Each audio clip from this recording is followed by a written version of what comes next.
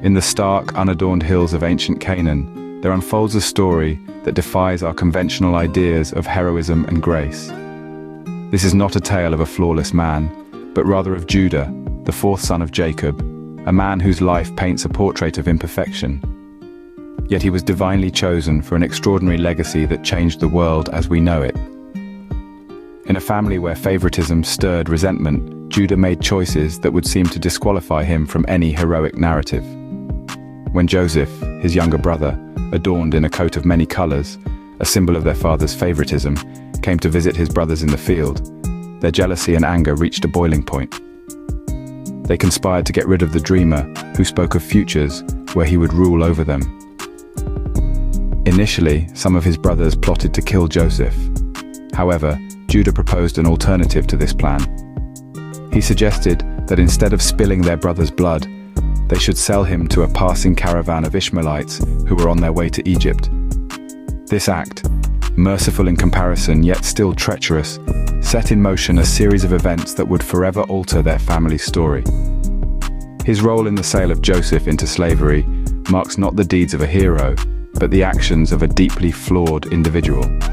Yet, in the tapestry of history, even the darkest threads contribute to the grandeur of the design. Now, let's pivot to a chapter in Judah's life that many might choose to gloss over, yet it's crucial for understanding his transformation. This is the story of Judah and Tamar. Tamar, Judah's daughter-in-law, found herself in a desperate situation.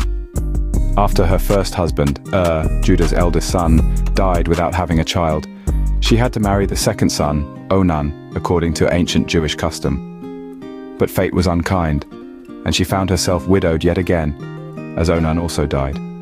Judah, perhaps fearful of losing his last son, promised Tamar that she could marry Shelah once he grew up. However, as time passed, it became clear that Judah had no intention of keeping this promise. As a childless widow in ancient society, Tamar's plight represented the struggles of countless women of her time. Marginalized and vulnerable, yet resilient and resourceful. She then devised a plan, one that required both courage and cunning. Disguising herself as a prostitute, covering her face, she waited for Judah. He, unaware of her true identity, propositioned her, and from their union, she conceived. 3 months later, when it was discovered that Tamar was pregnant, Judah, bound by the customs and laws of his time, called for her death.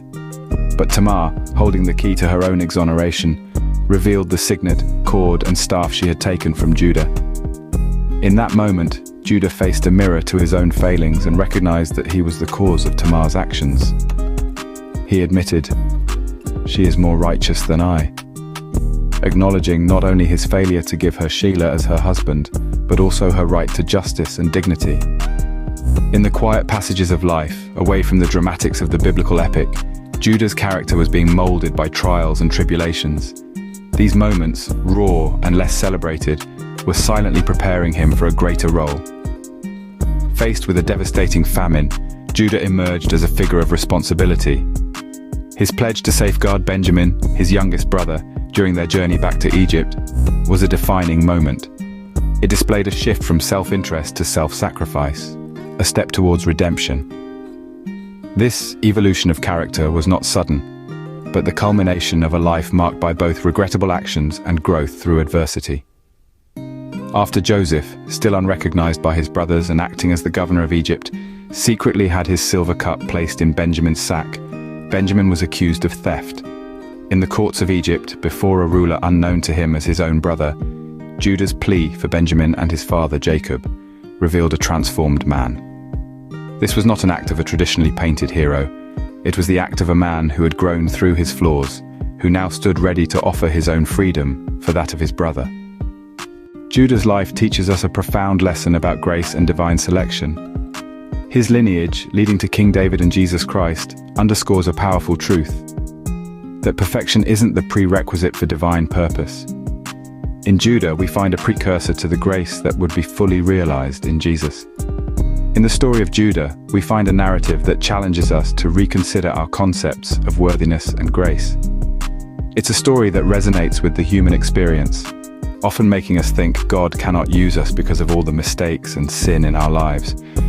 Here we see a very flawed man who would come to be in the line, that would make way for the Lion of Judah, Jesus. Through the life of Judah, we witness the transformative power of redemption and the unfathomable ways of divine providence echoing through generations, shaping the history of redemption.